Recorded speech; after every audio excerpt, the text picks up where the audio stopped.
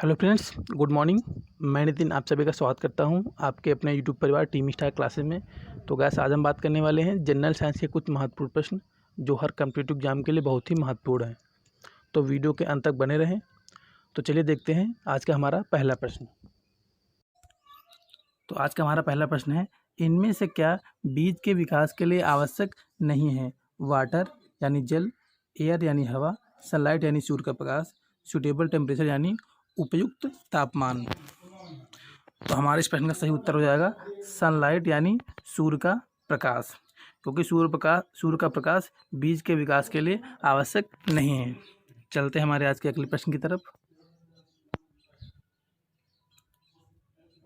जेरोप्थाल्मिया एक कमी से होने वाली बीमारी है। विटामिन ए की कमी से, विटामिन बी की कमी से, विटामिन सी की कमी से या विटामिन डी की कमी से। तो हम आपको बताना चाहते हैं यह बीमारी आँखों में होती है, और यदि कोई भी बीमारी आँखों में हो रही है इसका मतलब विटामिन ए की कमी है। तो हमारे इस प्रश्न का सही उत्तर हो जाएगा विटामिन ए। चलते हैं आज के हमारे अगले प्रश्न की तरफ।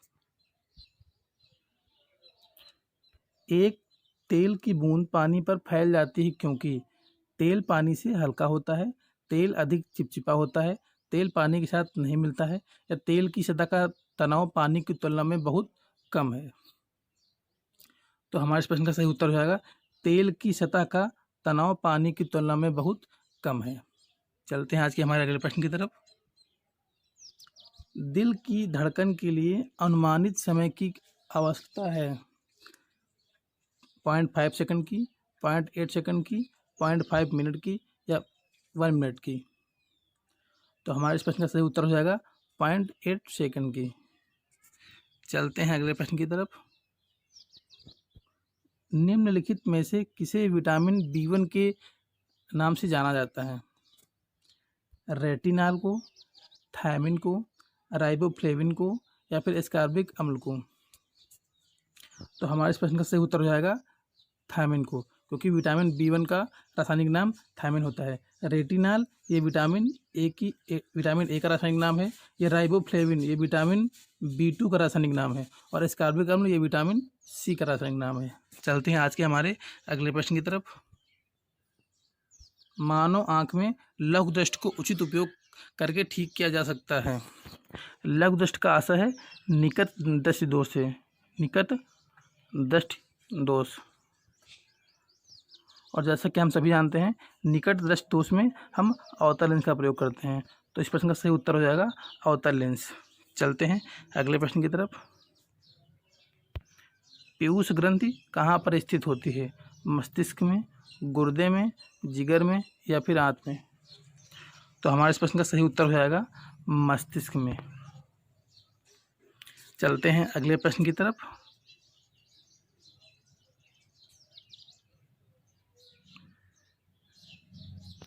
इनमें से किस पदार्थ का प्रयोग खाने के बचाव के लिए किया जाता है? सोडियम बेंजोएट का, विनेगर का, सोडियम क्लोराइड का या पोटेशियम परमैंगनेट का? तो हमारे इस प्रश्न का सही उत्तर हो जाएगा सोडियम बेंजोएट का। सोडियम बेंजोएट का प्रयोग मतलब खाने को बचाने के लिए किया जाता है। चलते हैं अगले प्रश्न की तरफ। टाइफाइड बुखार किसके कारण होता है? या वायरस के कारण होता है, या बैक्टीरिया के कारण होता है, या कवक के कारण होता है, या फिर एलर्जी के कारण होता है? तो हमारे इस प्रश्न का सही उत्तर हो जाएगा बैक्टीरिया। टाइफाइड बुखार बैक्टीरिया के कारण होता है। चलते हैं हमारे अगले प्रश्न की तरफ। विकास का सिद्धांत निम्नलिखित में से किसके द्वारा प्रतिपादित किया गया था? लुई पास्चर के द्वारा, अरस्तु के द्वारा, ग्रेगर मेंडल के द्वारा या फिर चार्ल्स डार्विन के द्वारा?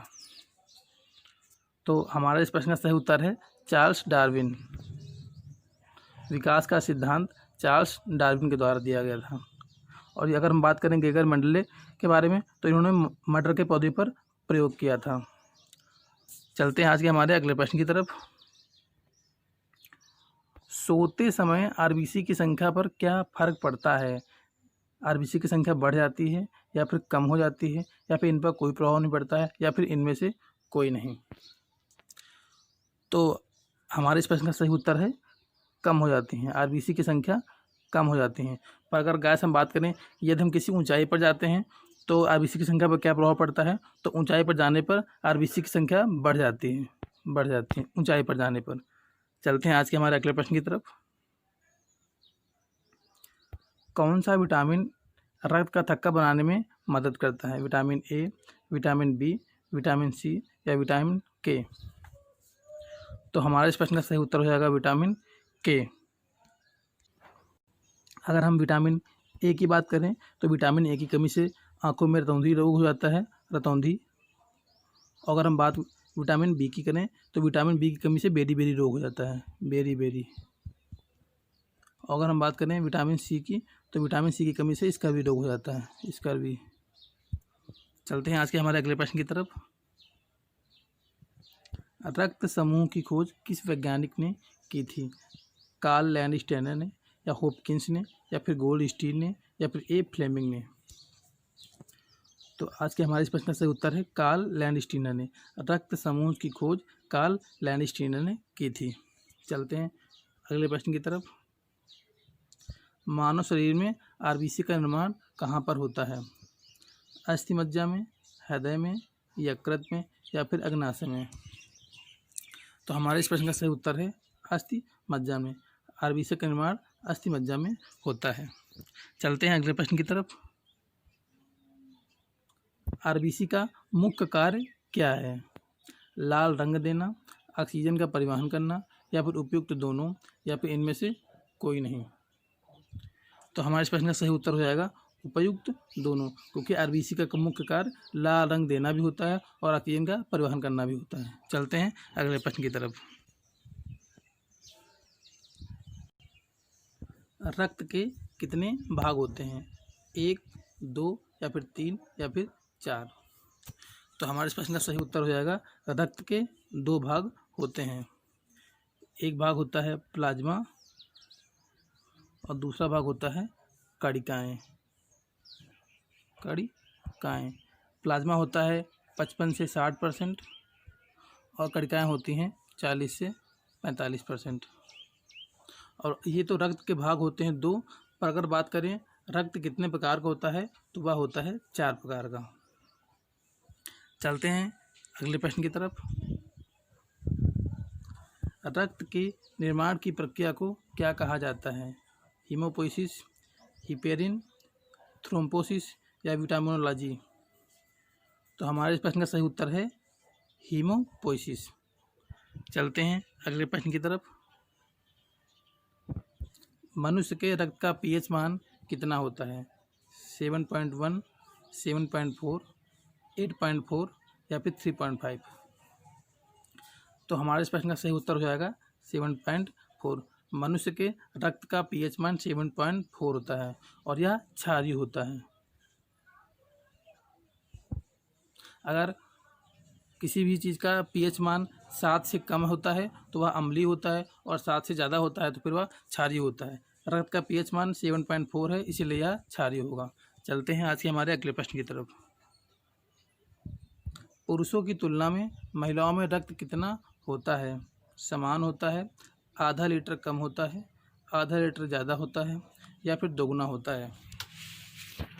तो हमारे प्रश्न का सही उत्तर हो जाएगा आधा लीटर कम होता है। महिलाओं में पुरुषों की तुलना में आधा लीटर खून कम होता है। चलते हैं अगले प्रश्न की तरफ।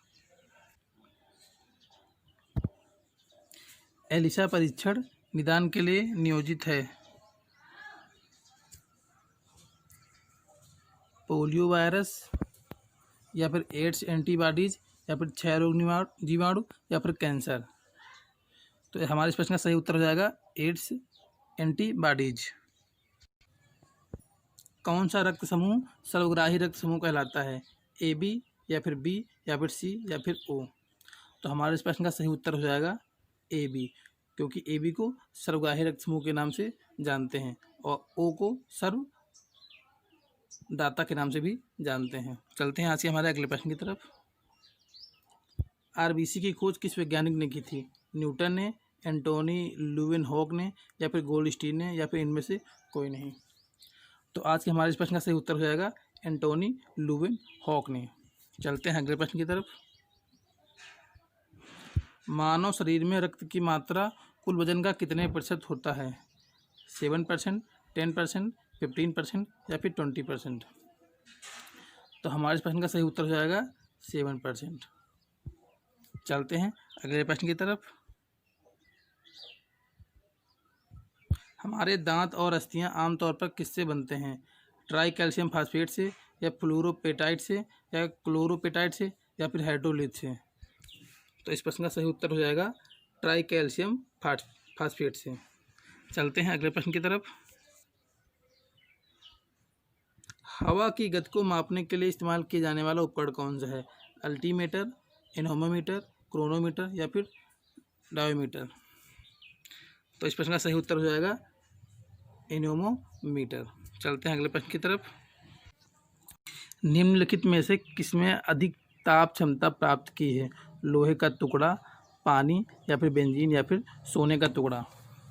तो हमारे इस प्रश्न का सही उत्तर हो जाएगा पानी, क्योंकि पानी बहुत देर में गर्म होता है और गर्म होने के बाद में फिर काफ़ी देर गर्म रहता है, उसके बाद ही ठंडा होता है, तो इसलिए सबसे अधिक ताप क्षमता पानी में होती है। चलते हैं अगले प्रश्न की तरफ।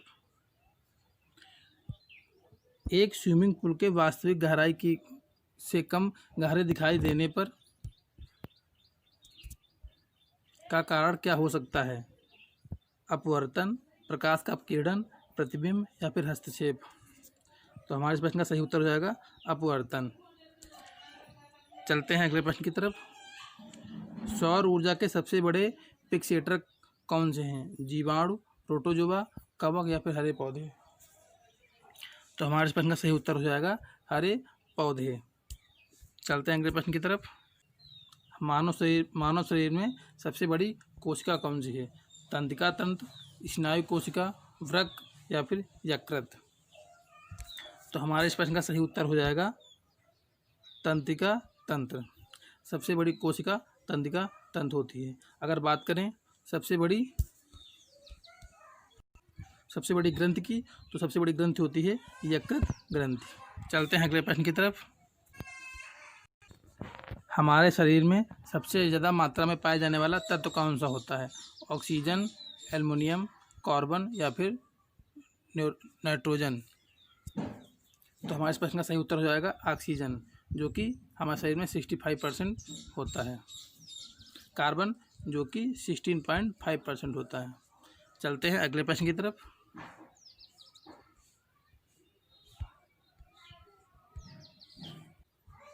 जो कि हमारे वीडियो का लास्ट प्रश्न है। मानव शरीर में सबसे लंबी हड्डी कहाँ की होती है? कशेरुक स्तंभ की, जांघ की या फिर रीढ़ पिंजरे की या फिर हाथ की? तो हमारे इस प्रश्न का सही उत्तर हो जाएगा जांघ की। जांघ की हड्डी सबसे बड़ी हड्डी होती है, जिसे हम फीमर नाम से भी जानते हैं। अगर बात करें सबसे छोटी हड्डी, तो वो कान की होती है, जिसे हम स्टेपीज नाम से जानते हैं, स्टेपीज। तो गाइस, ये थे आज के हमारे कुछ महत्वपूर्ण प्रश्न। अगर आपको वीडियो पसंद आई हो तो लाइक करें, कमेंट करें, शेयर करें, और अगर आपने अभी तक हमारे चैनल को सब्सक्राइब नहीं किया है तो इसे सब्सक्राइब जरूर करना ना भूलें। धन्यवाद।